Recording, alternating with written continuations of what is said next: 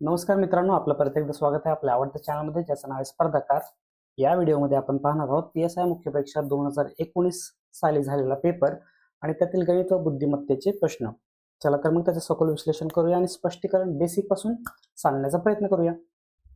वेळ न दवडता आपण लगेच प्रश्नाला सुरुवात करतोय. प्रश्न क्रमांक 1 बघा, वाचूया. प्रश्नामध्ये काय सांगताय? आपले ठरलेला प्रश्न वाचायचा, समजला नाही तर 2 ते 3 वेळेस आपण प्रश्न रिपीट वाचणार. एका प्राचीन संस्कृतीतील बांधकाम कामगार अन्य बांधकाम कामगारांना शुभेच्छा देतात. म्हणजे एका प्राचीन संस्कृतीतील बांधकाम अन्य बांधकाम कामगारांना शुभेच्छा देतात. कसं? तर सुंदर बांधकाम. काय म्हटलंय त्यांनी? सुंदर बांधकाम. सुंदर बांधकामाला काय म्हटलं त्यांनी? गेंग्रो यात्सू. म्हणजे जे दिले ते आपण लिहून घेऊया. गेंग्रो यात्सू. जेव्हा बांधकाम कामगार घरी परततो तेव्हा त्याची मुले बांधकाम सुंदर होतं प्रश्नचिन्ह असे विचारण्यासाठी एन यात्सू गेंग्रो असं विचारतात. म्हणजे आता प्रश्न विचारला त्यांनी. प्रश्न काय विचारलाय की बांधकाम सुंदर होतं. होतं प्रश्नचिन्ह म्हणजे होतं का असा पण प्रश्न जो होतो, अर्थ होतो याचा. त्याला काय म्हटलं त्यांनी? एन यात्सू गेंग्रो. ओके, इथपर्यंत आलो. त्यावर बांधकाम कामगार काय म्हणतो? एर्न गेंग्रो. सुंदर होतं. दिसते तर सुंदर होतं म्हणजे बांधकाम कामगार त्याच्या मुलांना रिप्लाय देतो की सुंदर होतं. त्याचा काय अर्थ की एर्न गँग्रो. ठीक आहे. किंवा एर्न गँग्रो यात्सू असे उत्तरतो. किंवा और एर्न गँग्रो ए आहे आता गँग्रो यात्सू. आता बघा, पूर्ण या 1 नंबर या वाक्यामध्ये, या दुसऱ्या वाक्यामध्ये, या तिसऱ्या वाक्यामध्ये गेंग्रो वापरले बघा. गेंग्रो आणि या शेवटच्या मध्ये गँग्रो वापरले. मग त्यांनी याचा अर्थ दिलाय की गँग्रो हे शब्दचिन्ह म्हणजे हा शब्द गेंग्रो या विरोधी अर्थाने वापरले जात असेल तर पर्यायातून एर्न गँग्रो यात्सू म्हणजे एर्न गँग्रो यात्सू याचा सर्वात अनुचित चुकीचा अर्थ निवडायचा. आपल्याला चुकीचा अर्थ निवडायचा म्हणजे बघा, जेव्हा मुलांनी विचारलं होतं की बांधकाम सुंदर होतं का, तर त्या बांधकाम कामगारांनी सांगितलं सुंदर होतं. किंवा हे जे गेंग्रोच्या विरोधी अर्थाने वापरले गँग्रो म्हणजे तो बांधकाम कामगार एकतर सुंदर होतं असं म्हणेल किंवा सुंदर नव्हतं असं म्हणू शकतो. इथं म्हणू शकतो की सुंदर होतं किंवा सुंदर नव्हतं. मग त्यांनी, कारण की असं म्हणायला वाव का आहे? कारण की त्यांनी सांगितलं की गँग्रो हे विरुद्धार्थी शब्द आहे गेंग्रोच्या. मग अनुचित पर्याय निवडायचा म्हणजे चुकीचा ऑप्शन निवडायचा आहे. मग बघा, आपण ऑप्शन वाचूया. ऑप्शन 1 घृणास्पद बांधकाम होतं. ऑप्शन 2 ओंगळ बांधकाम होतं. ऑप्शन 3 विद्रूप बांधकाम होतं. ऑप्शन 4 उपयुक्त बांधकाम होतं. जर असं लॉजिक वापरलं की या 4 ऑप्शन पैकी मला 3 ऑप्शन जवळपास समान अर्थाचे दिसतात. कोणतं? घृणास्पद, ओंगळ आणि विद्रूप हे जे कीवर्ड आहेत हे जवळपास अर्थ सारखा सांगतायत, बरोबर. आणि हे गेंग्रो म्हणजे काय? इथं गेंग्रो आहे, इथं गेंग्रो आहे, इथं गेंग्रो आहे. म्हणजे इथं सुंदर आहे, सुंदर आहे, सुंदर आहे. म्हणजे गेंग्रो हा शब्दासाठी, सुंदर या शब्दासाठी गेंग्रो हे शब्दचिन्ह वापरलंय आणि गँग्रो हे त्याच्या विरुद्ध आहे. मग सुंदरच्या विरोधी कोणते शब्द येऊ शकतात? हे घृणास्पद त्यांनी दिलेत बघा वरती ऑप्शन मध्ये. ओंगळ येऊ शकतं किंवा विद्रूप येऊ शकतं, हे येऊ शकतं गँग्रोचा अर्थ. पण त्यांनी अनुचित विचारले, चुकीचा अर्थ विचारलाय.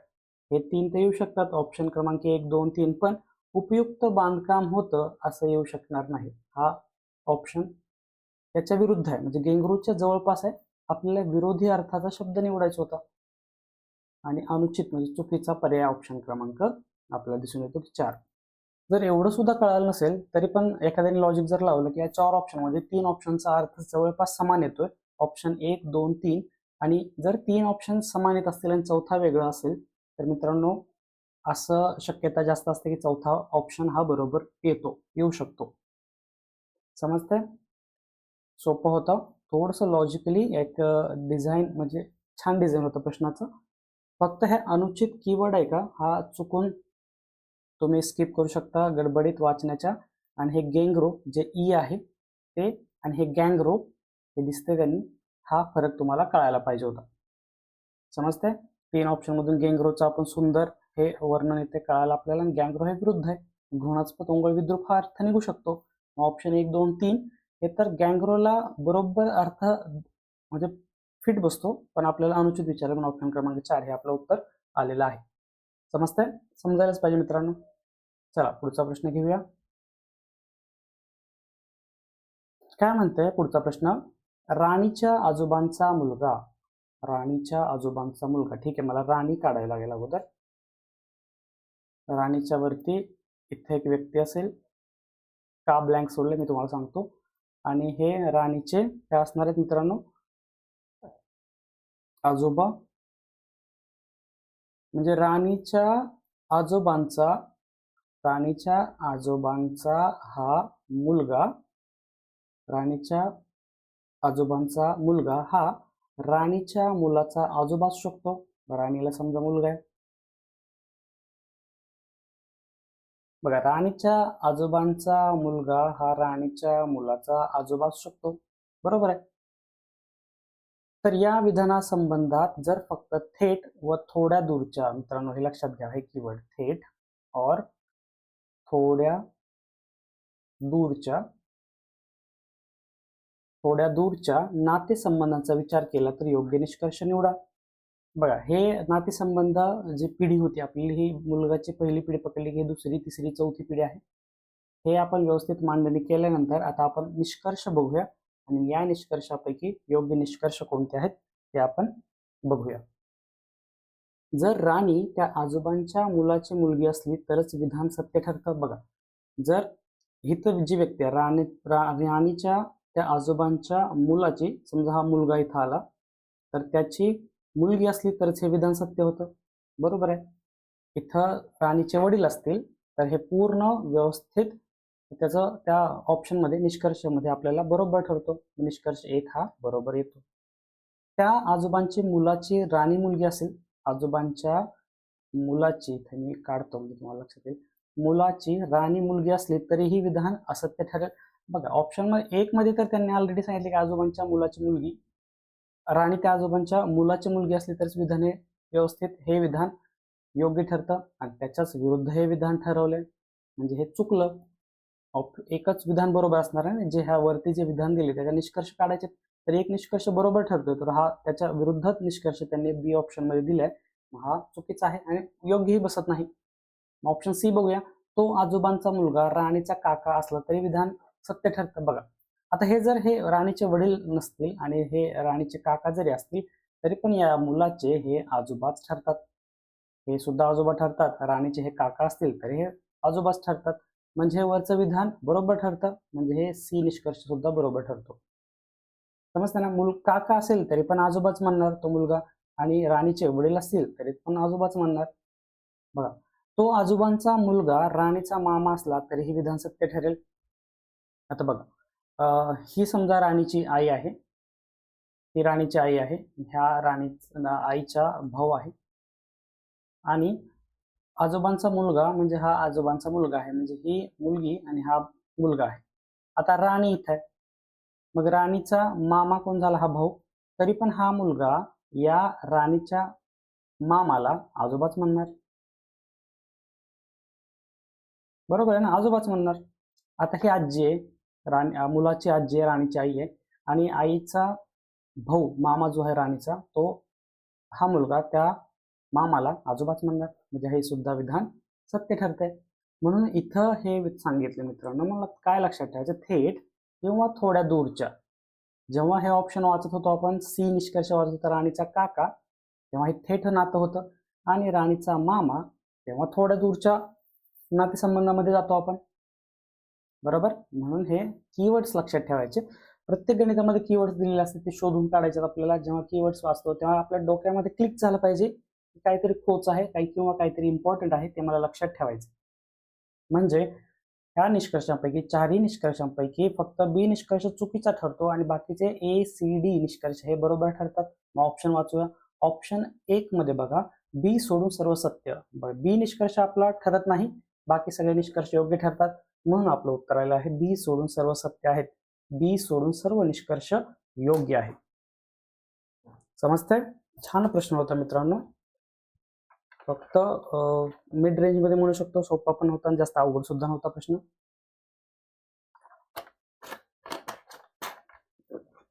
आय होप तुम्हाला समजलं असेल. जायचं पुढे. चला पुढचा प्रश्न घेऊया.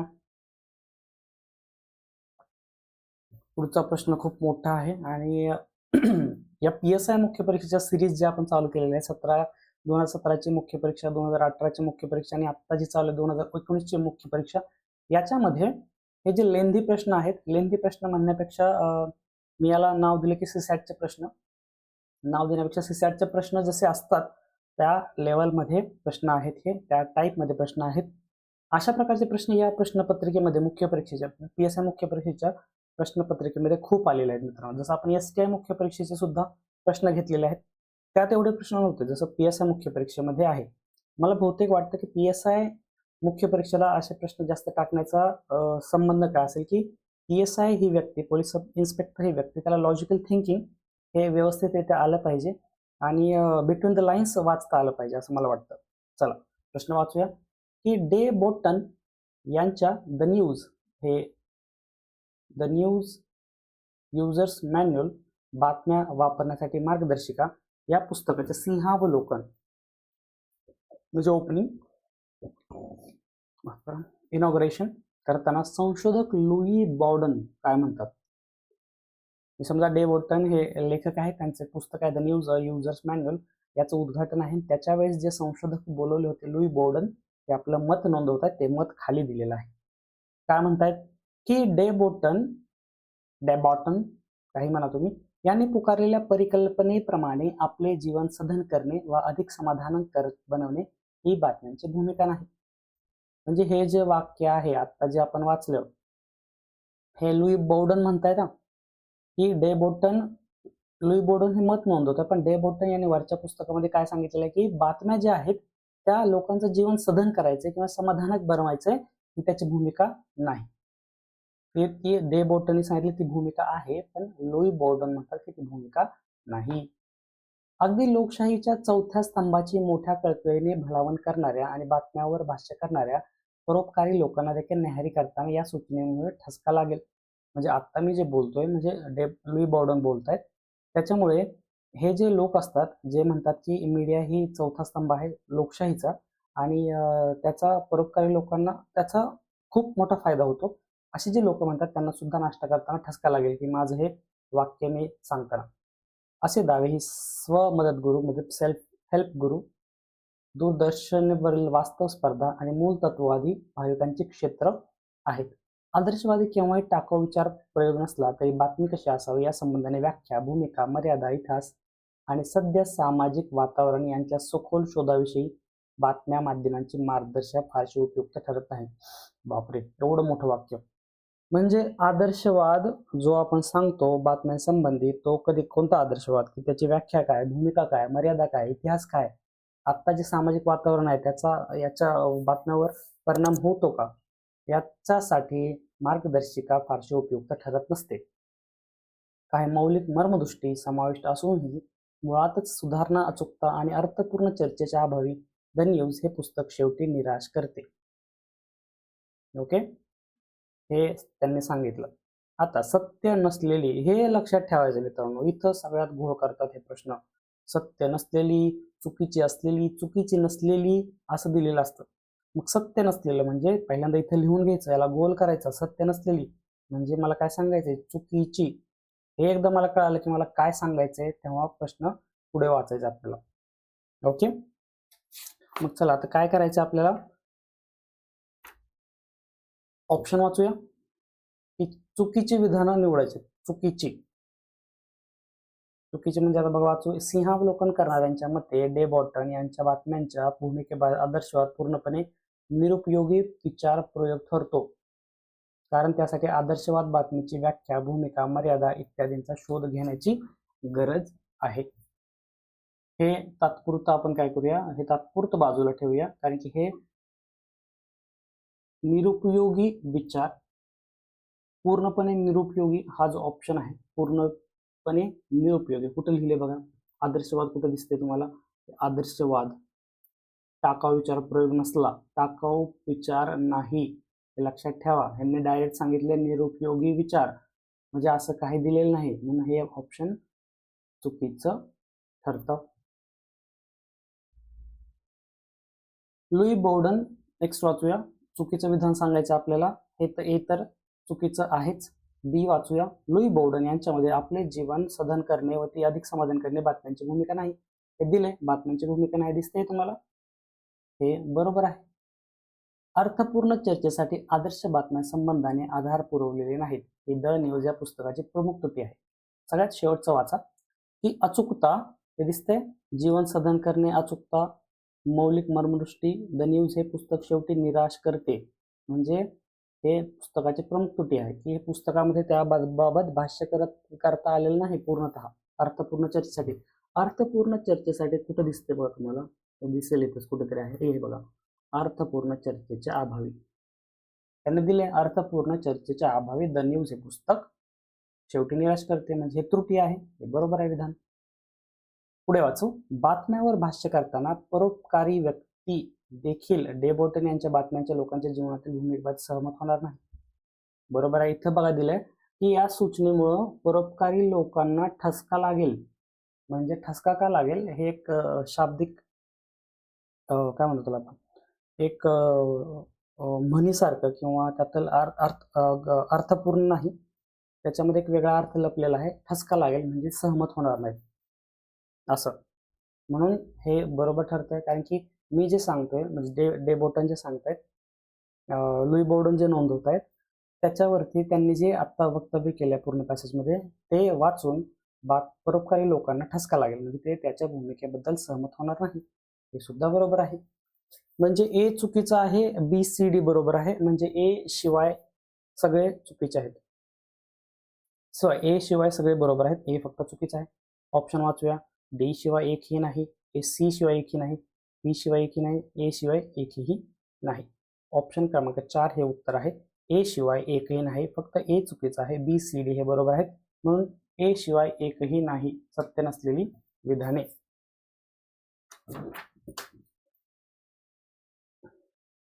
बरोबर, ए चूक आहे.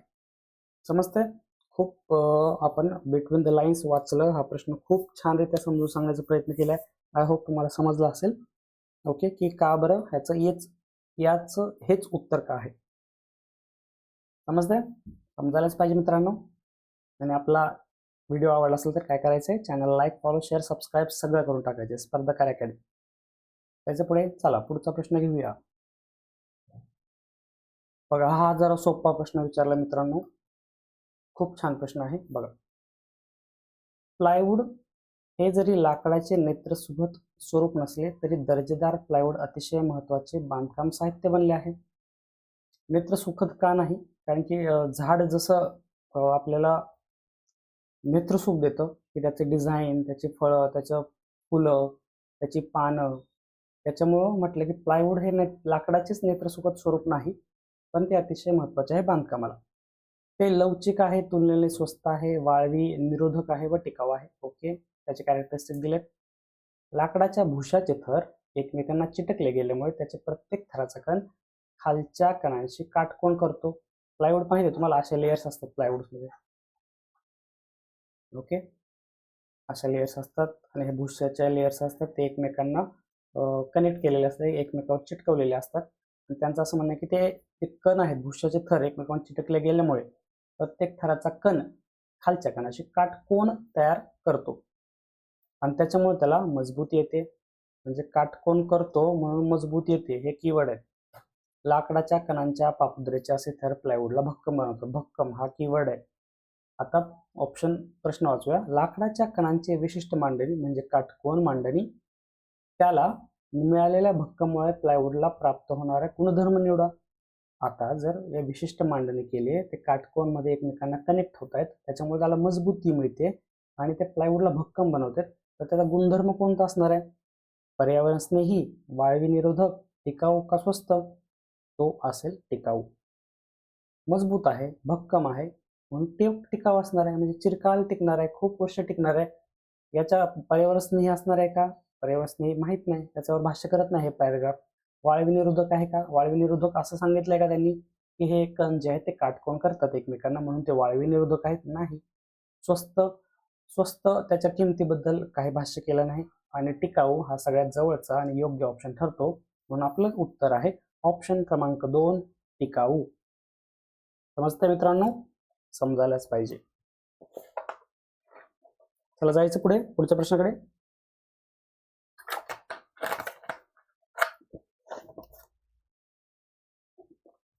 चला पुढचा प्रश्न घेऊया.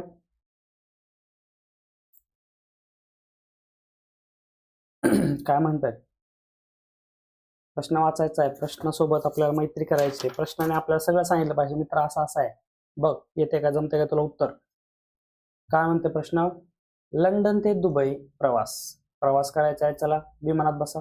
लंडन ते दुबई प्रवास लंडन ते न्यूयॉर्क पेक्षा जलद होतो का? बाबा जलद होतो, लिहून घेऊया अगोदर. मला कुठं जायचं? लंडन ते दुबई, लंडन ते न्यूयॉर्क,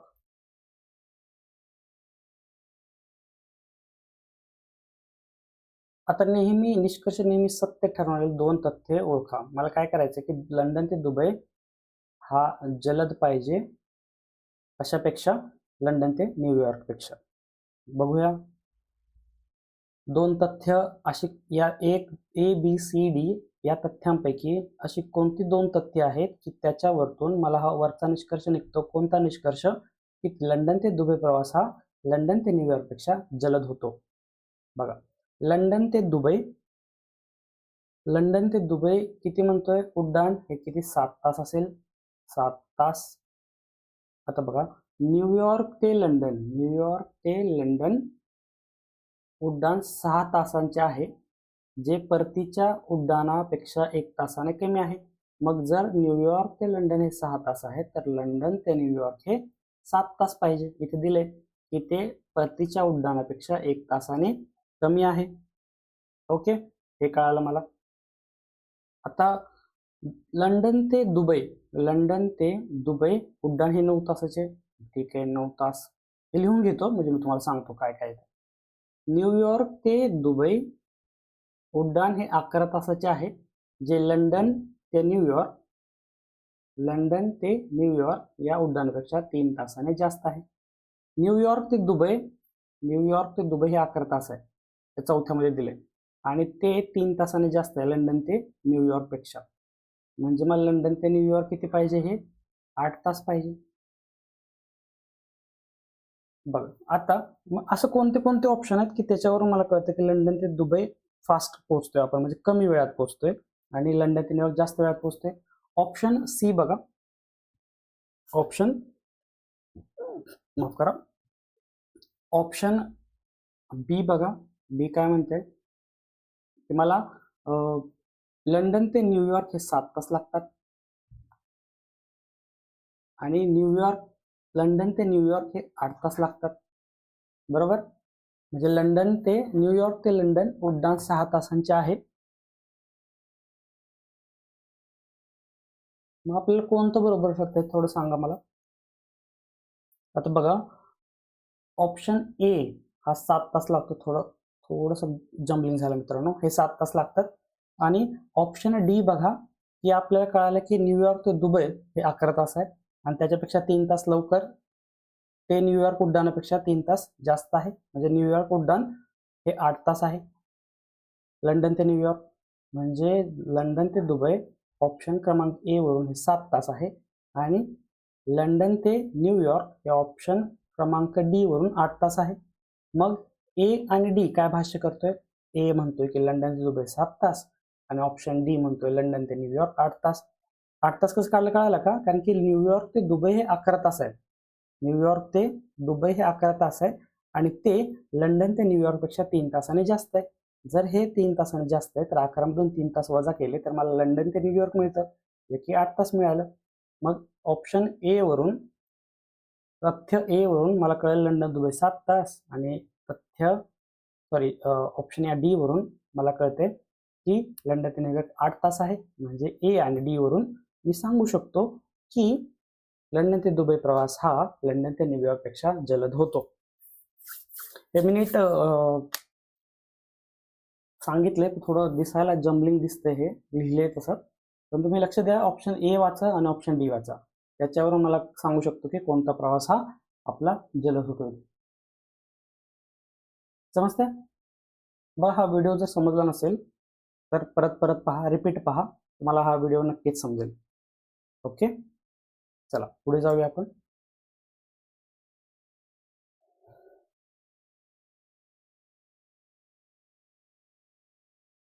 नोकऱ्यांची कमतरता ही भारताची समस्या नाही.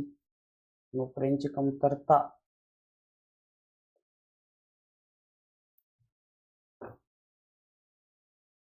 ही भारताची समस्या नाही, तर गरिबी ही समस्या आहे. काय समस्या आहे? गरिबी. बेकारीचे दर 4.8 ही समस्या नाही, पण आपले कष्टकरी बळ म्हणजे काम करणारे गरीब आहेत ही समस्या आहे. कष्टकरी बळ काय आपलं? कष्टकरी बळ काय आपलं? काम करणारे गरीब, म्हणजे गरीब काम करतात. आता सगळ्यात महत्वाचं आहे बघा, वरील दुबळा करणारे विधान निवडायचे. म्हणजे चुकीचं सेन्स पकडा की हा दिलेला जो आहे याचा कोणत्या ऑप्शनमध्ये चुकीचा अर्थ डिक्टेट होतोय, म्हणजे चुकीचा अर्थ यातून प्रतीत होतोय. ऑप्शन 1 वाचूया. गरीब लोकांना बेकार राहून चालत नाही, म्हणून ते जेमतेम मजुरीवर काम करणारे स्वयंरोजगार करतात आणि ही स्वतःची केलेली स्वतःची पिळवणूक आहे. हे मला थोडंफार बरोबर वाटतंय, पण काय करू आपण, याला थोडं बाजूला ठेवूया. म्हणजे बघा, मला हे एवढंसं बरोबर वाटतंय.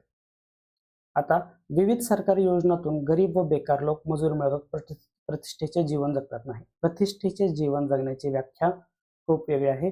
जरी त्यांना काम वगैरे मिळालं तरी पण तो दुबळाच राहतोय, गरीब, कारण की ते जे काम करतायत ते गरीबच आहेत, म्हणून ते प्रतिष्ठेचे जीवन जगतात. ते जेमतेम त्यांचं पोट भरत असतील. ओके, म्हणून प्रतिष्ठेचे जीवन जगतात का? तर नाही. तर हे मी सांगू शकतो की हा ऑप्शन तर येणार नाही. परत वाचूया. भारतातील बहुतेक धाडसी उद्योग हे अनौपचारिक असतात आणि त्यांची उत्पादकता कमी असते व ते कमी मजुरी देतात.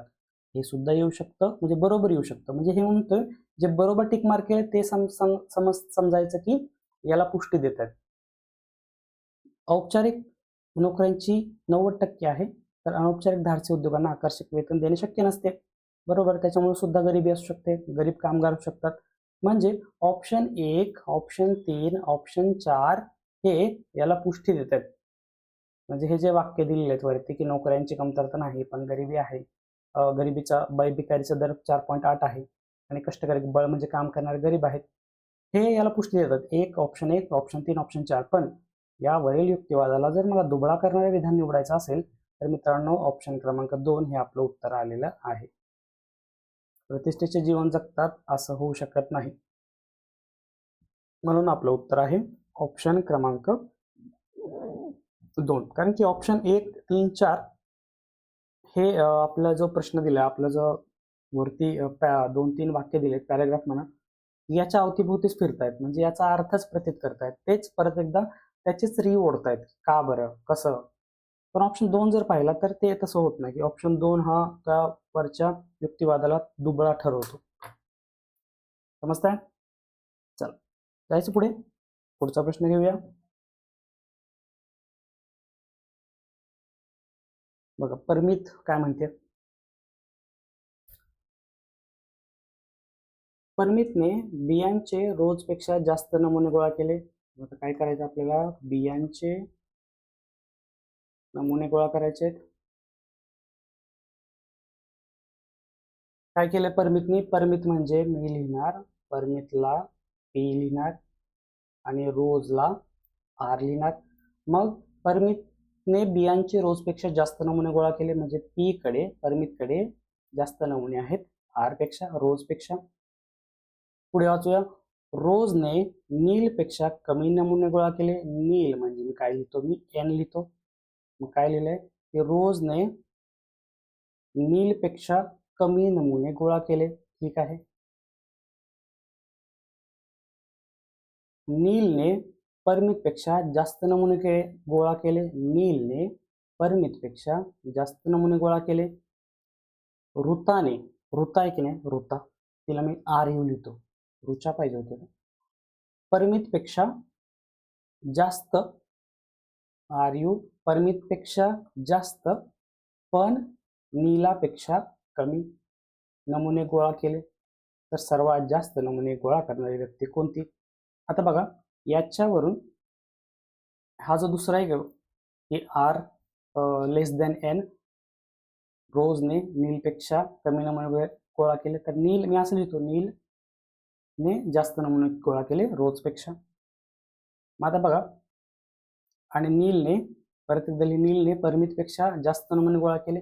म्हणजे या तिघांचा वापर करून बघा, पहिल्यांदा पी ग्रेटर दॅन आर, बरोबर, आणि ह्या दोघांचा वापर करून याचा आणि याचा मी काय लिहिणार मित्रांनो, एन ग्रेटर दॅन आर, बरोबर. आता पी आणि हे एन ग्रेटर दॅन आर म्हणजे एन हे पी पेक्षा मोठे आहे. मग एन सुरुवातीला लिहिणार मी, एन हे काय पी पेक्षा मोठे आहे, पी हे कोणापेक्षा मोठे आहे, आर पेक्षा. याच्यावरून हे दोन्ही अर्थ होतात. N greater than R, N हा आर पेक्षा मोठा आहे, P greater than R, P R पेक्षा मोठा आहे, म्हणजे त्यांनी गोळा केलेले नमुने. आता ऋचा यांचं मला कळायचंय. मग एन आणि पी च्या मध्ये आहे, बरोबर, एन आणि पी च्या मध्ये आहे, म्हणजे हा 1 आणि हा 2, याच्यावर मी असं लिहू का, एन ऋचा नंतर पी नंतर आर. हे माझं फायनल त्यांचा क्रम चौघींचा किंवा चौघांचा. पहिलं कोण आलं, नील आला, नंतर ऋचा, नंतर परमित आणि नंतर रोज, हे सगळे आले. विचारले काय की सर्वात जास्त नमुने गोळा करणारी व्यक्ती कोणती? तर सर्वात जास्त नमुने गोळा करणारी व्यक्ती ठरली नील. ऑप्शन क्रमांक 3 हे आपलं उत्तर आलेलं आहे. ओके, म्हणजे आपल्याला ग्रेटर दॅन आणि लेस दॅन हे कन्सेप्ट माहिती पाहिजे. मोठा कोण, छोटा कोण. मग आपण हे केलं. आता हे उलट चिन्ह होतं म्हणून आपण त्याला थोडं सवासं केलं, म्हणजे सरळ केलं. मग याचा वापर केला, मग मला हे कळालं, हे दिलेलं आहे, या दोघांचा वापर केला म्हणजे मला हे कळालं.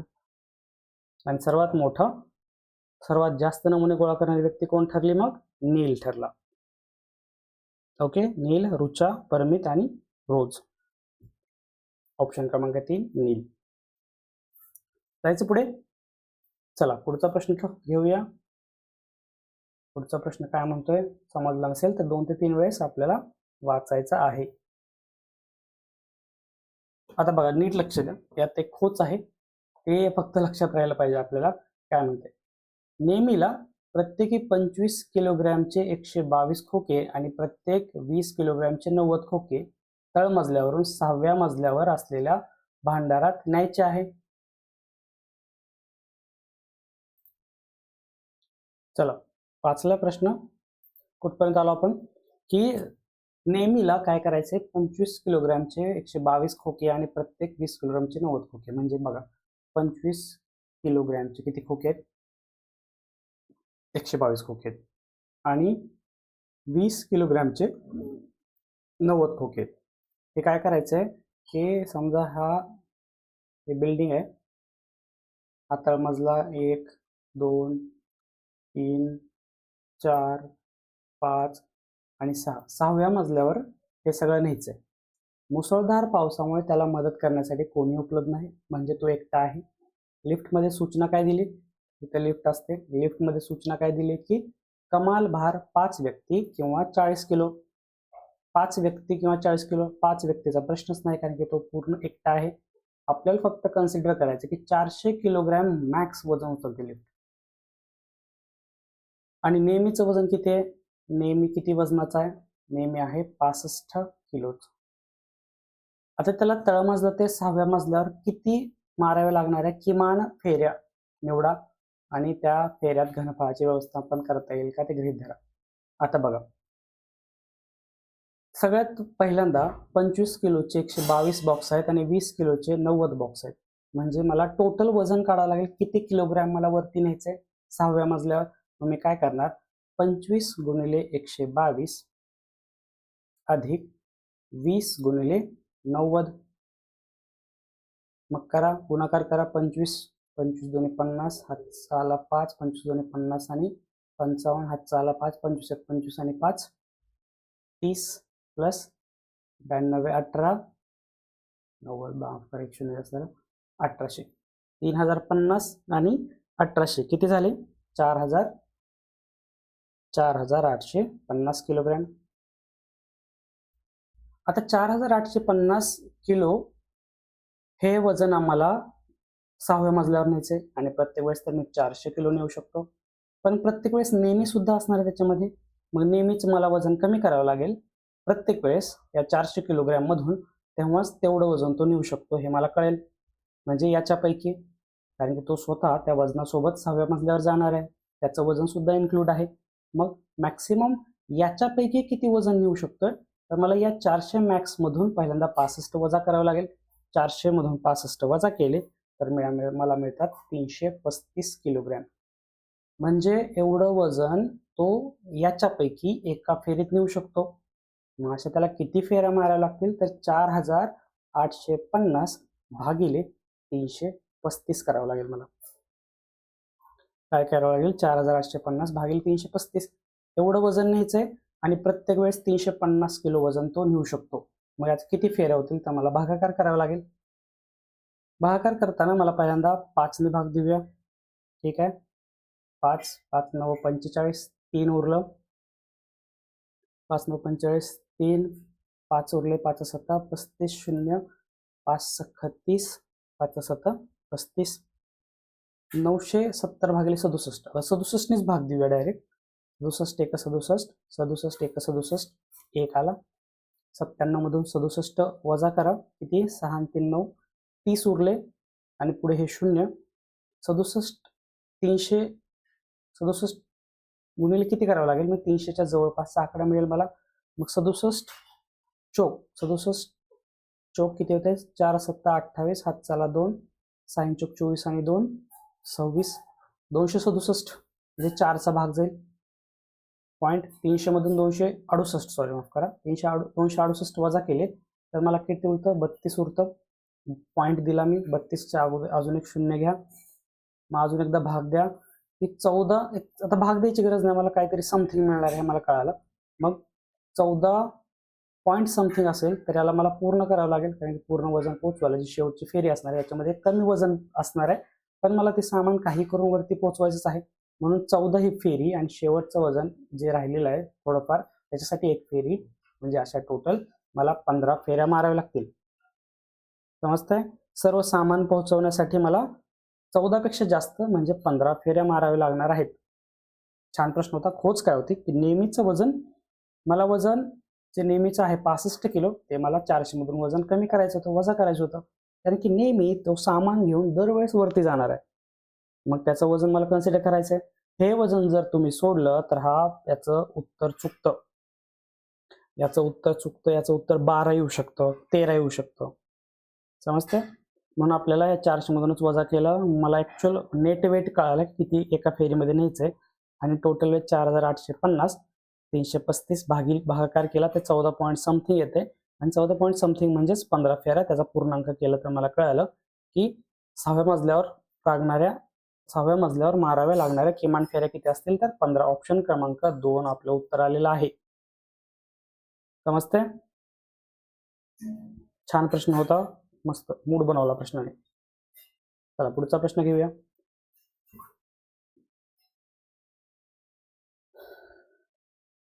काय म्हणते, सना, दीपा, अनिता, सविता, आलिया, कविता, सुनीता, वनिता हे काय केले, त्यांनी वर्तुळाकार टेबलावर बसलेत.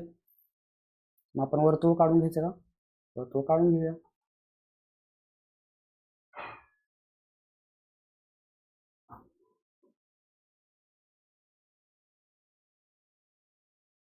बघ वर्तुळ काढला आपण. आता काय करायचं मला, याच्यामध्ये 8 व्यक्ती बसवायचे. मग 8 व्यक्ती कशा असणार आहेत, एक इकडं असणार, एक मध्यभागी असणार, माफ करा, हे असं असणार, आणि हे राऊंड टेबल कॉन्फरन्स चालू आहे त्यांची, बीसी चालू आहे, बीसीची मीटिंग आहे. वर्तुळाकार टेबलावर खेळ खेळतात. हा टेबल आहे आणि एका समोरासमोर बसलेल्या आहेत त्या. आता काय म्हणते, अनिता आणि आलिया यांची तोंडे परस्परांसमोर आहेत. ठीक आहे, अनिता आणि आलिया, इथून सुरुवात करूया. अनिता आणि आलिया,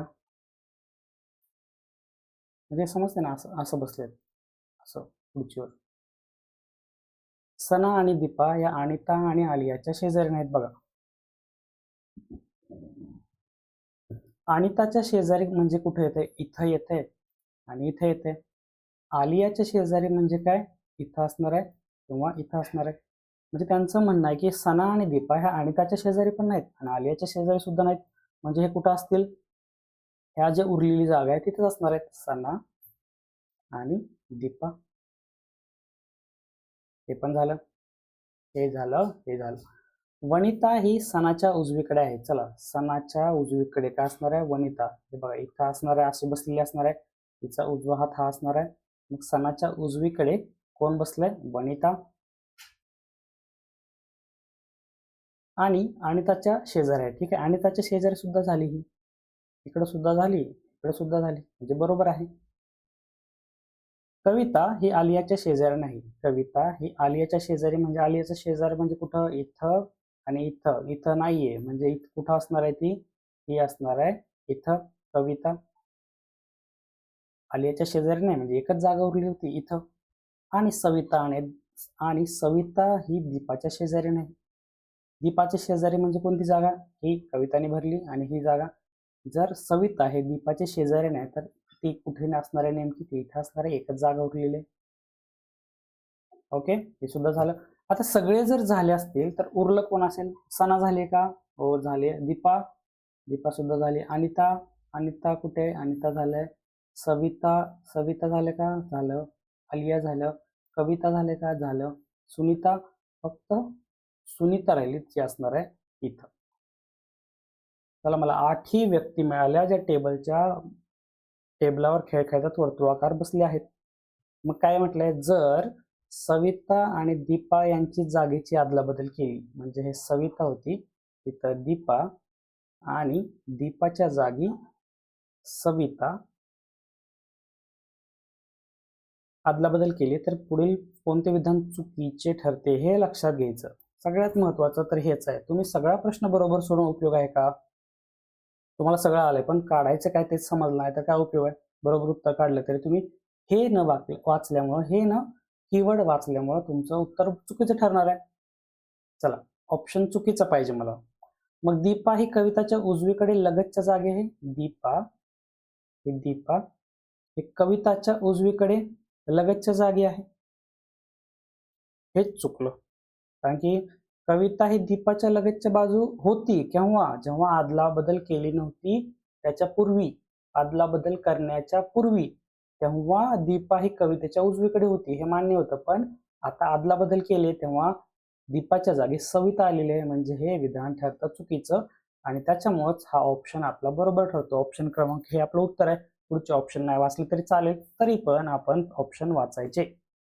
सुनीता ही सविताच्या उजवीकडे लगतच्या जागी आहे. आता सविता कुठे, सविता इथं आहे आणि सुनीता त्याच्या शेजारी, बरोबर आहे. दीपा ही कवितेच्या समोर आहे. दीपा इथं आहे, दीपा आता सध्या, आणि ती कविताच्या समोर आहे, हे सुद्धा बरोबर आहे. सविता ही कविताच्या उजवीकडे आहे. सविता ही कविताच्या उजवीकडे, ही कविता आहे, सॉरी सविता इथं आहे आणि कविताच्या उजवीकडे आहे, हे सुद्धा बरोबर ठरतंय. ऑप्शन क्रमांक 1 हा चुकीचा आहे आणि आपल्याला तेच विचारलं की ऑप्शन पुढीलपैकी कोणते विधान हे चुकीचे ठरते. बघा समजतंय का.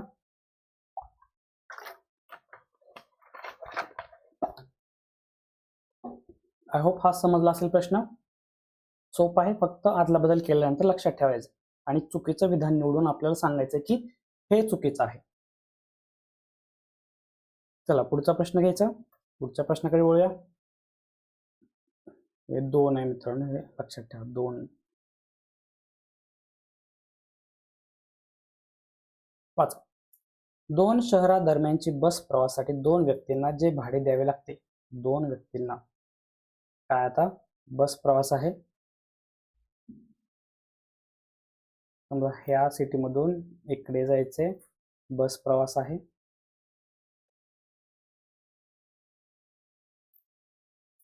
जे भाडे तेच त्या शहरादरम्यान एका व्यक्तीला लागणाऱ्या रेल्वे प्रवासाच्या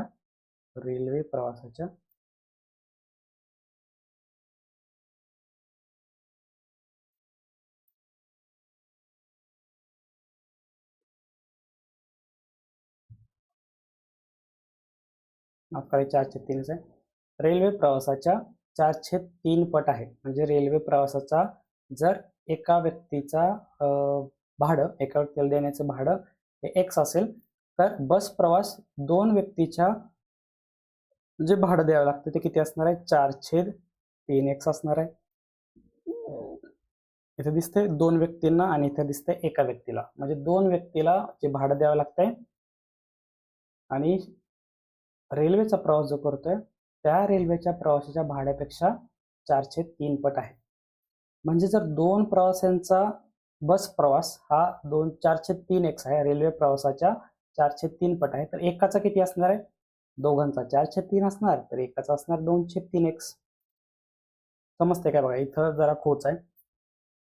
2 व्यक्तींना म्हटलंय आणि रेल्वे प्रवास म्हटलंय, x मानले आपण, स्वतः मानले, आणि रेल्वे प्रवासाचे हे 4/3 पट आहे, तर दोघांचं 4/3 पट भाडं आहे, तर एकाचं 2/3 पट असणार आहे.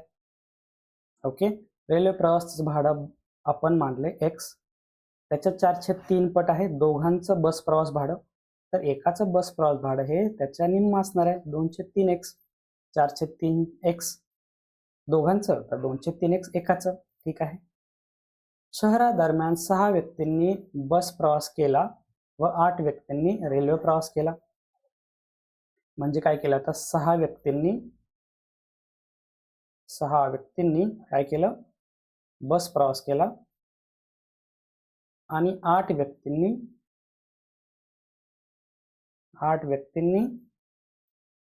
रेल्वे प्रवास केला आणि त्यांना एकूण खर्च आला 1536 रुपये. तर या शहरादरम्यान एका व्यक्तीसाठी लागणारे रेल्वे भाडे सांगणारी संख्या निवडा. बघा 6 व्यक्तींनी बस आहे, म्हणजे 6 व्यक्ती बस किती भाडं आहे, 2/3x इथं आपण जे काढले एका व्यक्तीचं, अधिक 8 व्यक्तींचं भाडं, म्हणजे हे x आहे, म्हणजे 8x, हे सगळं भाडं आहे 1536 रुपये. हे सगळं भाडं आहे 1536. चला 3 1 3, 3 2 6, 2 आणि हे 2, 2 2 4x अधिक 8x बरोबर झालं 1536. 8 आणि 4 किती झालं मित्रांनो, 12x बरोबर 1536. हे जे 12 आहे त्याला इकडे नेले की भागाकार होईल, x बरोबर 1536 भागिले 12, 12 1 12, 12 1 12, 3 उरले, 12 2 24, 9 उरले, 12 8 96, 128, म्हणजे x आला 128 आणि रेल्वे प्रवासाचं तिकीट होतं x, म्हणून रेल्वे प्रवासाचं तिकीट झालं 128. ऑप्शन क्रमांक 2 128 हे उत्तर आलेलं आहे. कारण की त्यांनी तेच वेळ विचारले की रेल्वे भाडं सांगणारी संख्या निवडा, तर रेल्वेचं भाडं आहे मित्रांनो 128 रुपये. समजतंय, सोपं होतं ना. मी एवढा उठा ठेव का केला इथं, की दोघांचं व्यक्ती दिलंय तर त्याचं एकाचं का काढलं, कारण की इथं 6 व्यक्ती दिले तर तुम्ही तिप्पट करू शकले असते याचं, या 4/3चं, बरोबर. पण तुम्ही परत विचार केला की तिप्पट केलंय, याचं 4/3 पट केलं, म्हणून मी एकट्याचं काढलं. मग तुम्ही कितीही घ्या ना संख्या, कितीही व्यक्ती घ्या, इथं 6 व्यक्ती निवडल्या, मग एकट्याचं मला माहित आहे, 10 व्यक्ती निवडल्या, एकट्याचं मला माहित आहे, त्या सगळ्या कितीही घ्या, म्हणून पहिल्यांदाच आपण असा कुटाणा केला आणि त्याच्यामुळे आपण सोपं गेलं आपल्याला पुढे. समजतंय, जायचं पुढे. चला पुढचा प्रश्न घेऊया.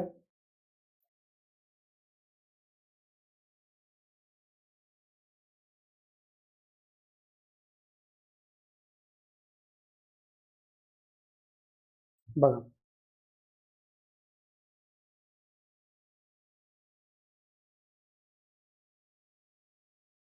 प्रतिमा मालिकेच्या 5व्या जागेसाठी उचित प्रतिमा निवडा. म्हणजे इथं जी प्रतिमा येणार आहे ती निवडायची मला. बर, आता तुम्ही मी इथे विचार करत होतो की याला कट करता येते का एका कॉपी करताना. बघा, थांबा एकच मिनिट थांबा. Draw, select.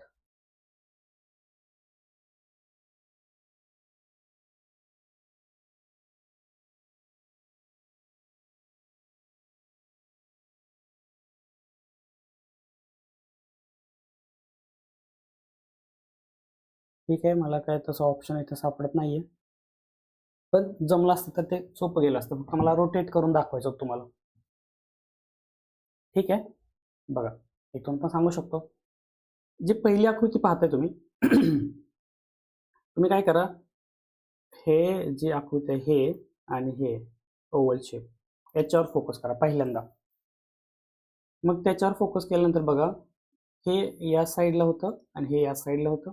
नंतर काय झालं की हे जी आहे का ही आकृती त्रिशूळासारखी आहे ती वरती गेली आणि ही जी आकृती ती खालती गेली.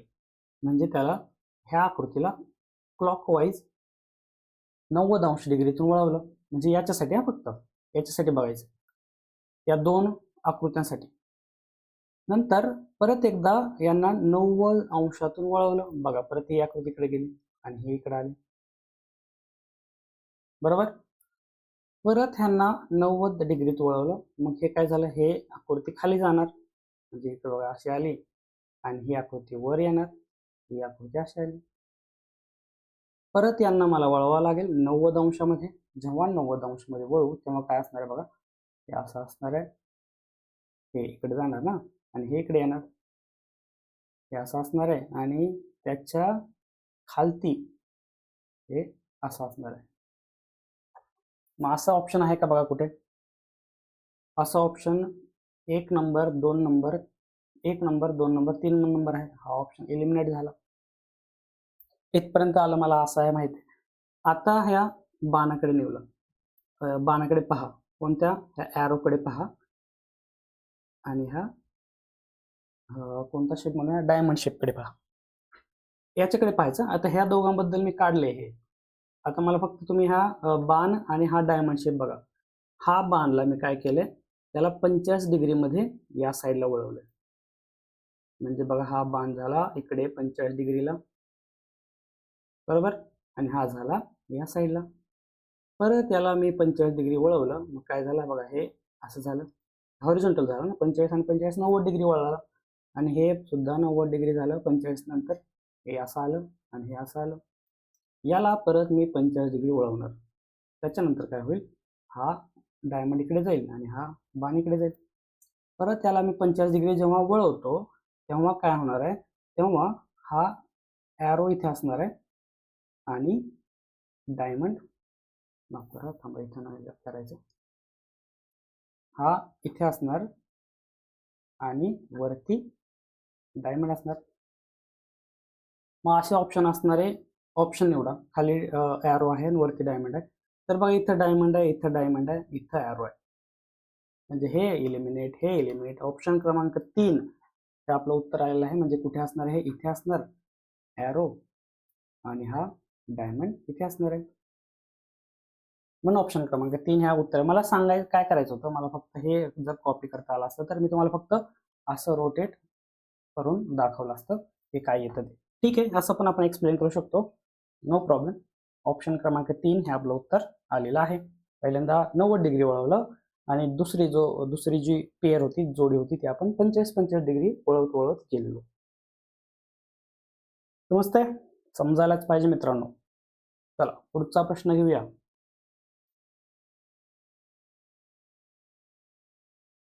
बघा, खूप कॉमन सेन्सचा प्रश्न होता हा, काय उत्तर येईल म्हणून. तर पुढील विधानाच्या संदर्भात योग्य पर्याय निवडायचे. तर एवढं मोठं दिले काहीतरी, इथं मी परत लिहिणार, x अधिक a, x वजा b, x अधिक c, x वजा d, x अधिक e आणि अशाच प्रकारे पुढे पुढे पुढे x अधिक y, x वजा z बरोबर 0. सॉरी, प्रश्नचिन्ह. किती येणार ते काढायचे मला प्रश्नचिन्ह. मग बघा याचं सगळ्यात उत्तर काय असणार आहे, तुम्ही म्हणाल काय दिलं नाही, गिवन नाही, काय अजून एक्स्ट्रा माहिती दिलेली नाही, फक्त त्यांनी असं करत गेले. काय केले तर एक्स तसंच कॉमन ठेवलंय, पहिले ए बी सी डी केले, पहिल्यांदा प्लस ए अधिक ए वजा बी अधिक सी वजा डी अधिक ई वजा एफ, असं पहिल्यांदा अधिक परत वजा अधिक परत वजा अधिक परत वजा असं घेतले. मग त्याचप्रमाणे इथं अधिक वाय आहे, मग त्याच्या अगोदर काय असणार आहे, वजा असणार आहे.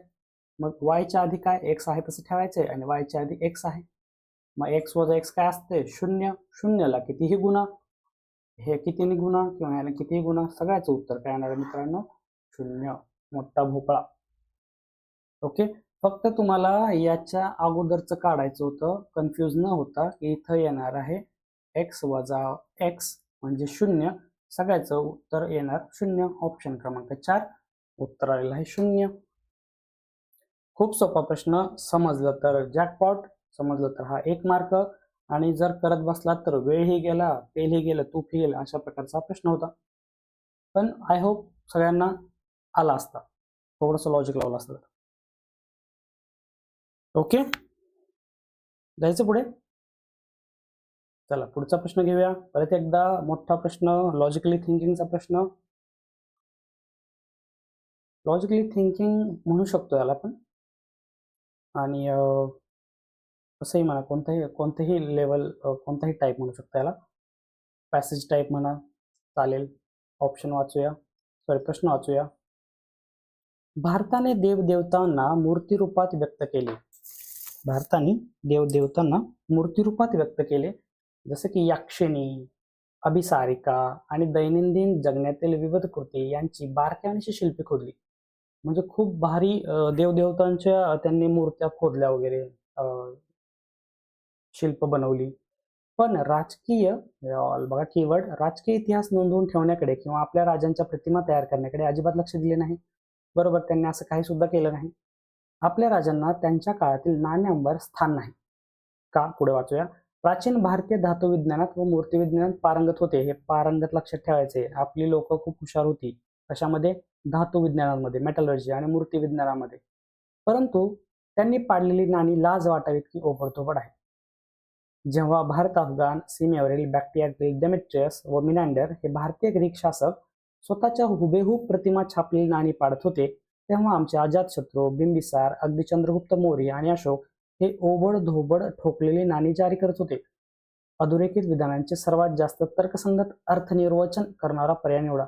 म्हणजे त्यांना सांगायचं की जे आपल्यावरती सीमेवरच राहायचे, जसं की डिमेट्रियस आणि मिनांडर, हे एकदम सेम टू सेम त्यांच्या चेहऱ्याची नाणी बनवायची, कॉइन्स बनवायचे. पण त्याच काळातील आपले जे राजे होते, अजातशत्रू होते, बिंबिसार होते, चंद्रगुप्त मौर्य होते, त्यांची जर आपण नाणी बघितली, अशोकांची नाणी सुद्धा पाहिली, तर आपल्याला वाटतं की किती ओबडधोबड नाणी बनवलेत. म्हणजे त्यांचं धातू विज्ञानामध्ये प्रगती होती का? तर त्यांची धातू विज्ञानामध्ये खूप प्रगती होती का? वरती सांगितले की ते पारंगत होते. मूर्तिशिल्प त्यांनी जे घडवलेली त्याचा पूर्ण जगामध्ये जोड तोड नाही, परंतु हे जे नाणी बनवायचं होतं त्याच्यामध्ये थोडे मागे होते, हे सांगितलं. हे जे अंडरलाईन केले त्याच्याबद्दल सर्वात जास्त तर्कसंगत, सर्वात योग्य विधान कोणते ते मला सांगायचंय. ऑप्शन वाचूया. जरी भारतीय धातुविज्ञानात व मूर्तिविज्ञानात पारंगत होते, तरी त्यांनी नाणी पाडण्याचे ज्ञान नव्हते. मला काय करायचं, तर्कसंगत निवडायचंय. नाणी पाडण्याचे ज्ञान नव्हते का? नाणी पाडण्याचे ज्ञान होते, पण त्याच्यामध्ये ते एवढे एक्सपर्ट नव्हते. बरोबर, हा येईल का? मग हे नाही येणार. मूर्तिविज्ञानाच्या अभावामुळे आहे का? अभाव आहे का? हे सांगितले पहिल्यांदाच की मूर्तिरूपात किती प्रगत होते आपले भारतीय, ते वेगवेगळ्या शिल्प तयार करत होते, एकदम बारकाव्यांशी लिहिले. मग अभाव होता का? नाही. ऐतिहासिक दस्तऐवज उपयुक्त ठरू शकले असते अशी राजांच्या प्रतिमा असलेली नाणी भारतात नाही, असं काही नाही. जर भारतीय मूर्तिविज्ञानात पारंगत होते, तरी त्यांचा उपयोग त्यांनी राजांच्या प्रतिमा असलेल्या नाण्यांच्या निर्मितीसाठी केला नाही, असं काही नाही. मूर्तिविज्ञानात पारंगत होते याचा अर्थ धातुविज्ञानात सुद्धा तेवढेच एक्सपर्ट, जे हुबेहूब नाणी पाडण्याचा जो उद्योग होता त्याच्यामध्ये खूप एक्सपर्ट होते, असा अर्थ होत नाही. बरोबर, मूर्तिविज्ञानात पारंगत होते म्हणून त्यांनी राजांच्या प्रतिमा नाण्यांच्या निर्मितीसाठी केला नाही, असं आहे का? नाही, चुकीचं आहे. भारतीयांनी मूर्तिवैज्ञानिक व धातुवैज्ञानिक कौशल्य ज्यांचा उपयोग महत्वाचा ऐतिहासिक दस्तावेज म्हणून उपयोग झाला असता अशी राजांच्या प्रतिमातील नाणी पाडण्यासाठी वापरली नाहीत. बरोबर, हे सगळ्यात बरोबर तर्कसंगत अर्थ सांगतो या पूर्ण पॅसेजचा. या पूर्ण पॅसेजचा अर्थ योग्यपणे सांगू शकणारा ऑप्शन क्रमांक 4 हे बरोबर फिट बसते. उत्तरा वाचलेला आहे आपण की त्यांना सगळं जमत होतं, मूर्ती वैज्ञानिक सुद्धा होते, धातू वैज्ञानिक सुद्धा होते, परंतु त्यांनी त्याचा उपयोग नाणी पाडण्यासाठी केलेला नाही. राजांच्या प्रतिमातील नाणी पाडण्यासाठी त्याचा वापर केलेला नाही. म्हणून आपलं उत्तर येतं मित्रांनो ऑप्शन क्रमांक 4 हे आपलं उत्तर आलेलं आहे. समजतंय? छान प्रश्न होता, लॉजिकली समजून घ्यायचा होता, कीवर्ड शोधायचे होते आणि त्याचा उपयोग आपल्याला करायचा होता. चला, आता हा आहे आपल्या या प्रश्नपत्रिकेमधील सगळ्यात शेवटचा प्रश्न. वाचूया तेवढ्याच जोशमध्ये. पुढे दिलेला युक्तिवाद अभ्यासा आणि सर्वात जवळून यासाठी अनुमान प्रक्रिया अनुमान असणारा युक्तिवाद दर्शवणारा पर्याय निवडायचा आहे. ऑप्शन वाचूया. जर तुम्हाला बासरी वादनाचा सराव केला तर तुमचे वादन सुधारेल. बरोबर. काय करायचंय? बासरी वादन किंवा कोणतीही कला त्याचा जर मी सराव केला तर सुधारणार आहे वादन माझं. बरोबर, हे वाक्य दिले. मी तबला वादनाचा सराव केला नाही, माझे तबला वादन सुधारले नाही. बरोबर, सराव केला तर सुधारेल, सराव केला नाही तर सुधारणार नाही. बरोबर आहे. पुढच्या महिन्यात स्पर्धा आहे. ठीक आहे, स्पर्धा सुद्धा आली जवळ, म्हणून चांगले काम करण्यासाठी मी कष्ट केले पाहिजेत. चांगले काम करण्यासाठी मी कष्ट केलेच पाहिजेत. का कष्ट केले पाहिजेत? कारण की सराव केला तर मला त्यात सुधारणा मिळणार आहे. बरोबर. चला, युक्तिवाद कोणता योग्य ठरतोय बघू आपण. सायकल स्वारीसाठी तुम्ही कष्ट केले तर तुमचा वेग वाढेल. वेग वाढवण्यासाठी मी खूप कष्ट केले आणि स्पर्धा जिंकण्यास सुरुवात केली. पुढच्या आठवड्यात परीक्षा आहे, पण मला उत्तीर्ण व्हायचे असेल तर मला अभ्यास करावा लागेल. आता हा विरोधाभास निर्माण केला त्यांनी. अभ्यास करायचा आहे मला आणि सायकलवारीसाठी सायकलिंगसाठी कष्ट पण केले, स्पर्धा पण जिंकण्यास सुरुवात केली, पण पुढच्याच महिन्यात परीक्षा आहे, मला उत्तीर्ण व्हायचे, मला अभ्यास करत राहायला पाहिजे. हे याच्याबद्दल युक्तिवाद ठरत नाही. विरोधाभासाने अभ्यास पण करायचा आणि स्पर्धा पण खेळायची मला. जर सूरपेटी वादनाचा तुम्ही नियमित सराव केला तर तुमचे वादन सुधारेल. बरोबर. रसिकाने फारसा सराव केला नाही परंतु तिचे वादन सुधारले, असं होतंय का? असं दिलेलंच नाही यांनी की सरावच केला नाही आणि सुधारले. बरोबर, असं दिलेलं नाही. त्यांनी सांगितलंय की तुम्ही सराव केला तरच ते सुधारणा होणार आहे. तुम्ही फारसा सराव केला नाही परंतु तिचे वादन सुधारले, हे असं होऊ शकतंय का? तर नाही मित्रांनो, हे सुद्धा चुकीचं आहे. कदाचित तिने हे वर्ष संपताना येणाऱ्या विशारद परीक्षेत सुद्धा उत्तीर्ण होऊ शकेल, असं नाही होऊ शकत. सराव केला तरच होणार आहे. जर तुम्ही गायनासाठी खूप कष्ट केले, आता हा नीट वाचा बघा. गायनासाठी खूप कष्ट केले तर तुमचे गायन सुधारेल. हो, कष्ट केले, सराव केला तर सुधारणार आहे. मी माझ्या नृत्य कौशल्यासाठी काही कष्ट केलेले नाहीत म्हणून माझे नृत्य सुधारलेले नाही. बघा इथे बघा, मी तबलावादनचा सराव केला नाही म्हणून माझे तबलावादन सुधारले नाही. मी नृत्य कौशल्यासाठी काही कष्ट केले नाहीत म्हणून माझे नृत्य सुधारले नाही. बरोबर आहे. येत्या 2 महिन्यात माझी परीक्षा आहे म्हणून त्यात उच्च श्रेणी मिळवण्यासाठी मी नियमित सराव केला पाहिजे. बरोबर आहे, माझी परीक्षा आहे, इथे लिहिले पुढच्या महिन्यात स्पर्धा आहे म्हणून मी चांगले काम करण्यासाठी कष्ट केले पाहिजे. त्याचप्रमाणे इथं सुद्धा दिले की 2 महिन्यात माझी परीक्षा आहे, उच्च श्रेणी मिळवायची असेल तर मला नियमित सराव केला पाहिजे. एकदम तंतोतंत मिळते सगळं, त्याचा सार, त्याचा सारांश, त्याचं युक्तिवाद, एकदम योग्य युक्तिवाद आपल्याला ऑप्शन क्रमांक 3 मधून समजतं. परिपूर्णतेच्या प्राप्तीसाठी चौथा ऑप्शन वाचूया. परिपूर्णतेच्या प्राप्तीसाठी सरावाची गरज आहे. समस्या निराकरण कौशल्यात मला लवकरच पारंगत झाले पाहिजे म्हणून मी परिश्रम सराव केला. लवकरच स्पर्धेत सहभाग आणि खात्रीने मी तो जिंकणार आहे. आता ठीक आहे, हे सुद्धा मला थोडंफार बरोबर वाटते, पण सगळ्यात योग्य ऑप्शन क्रमांक 3 मला काय म्हणतो आपण सराव द फिटेस्ट म्हणतो ना आपण, की जो सगळ्यात स्ट्रॉंग असेल तो गेल, तो सर्वाईव्ह करेल. त्याचप्रमाणे सगळ्या 4 ऑप्शन आहेत. 2 तर मला कळाले चुकीचे आहेत.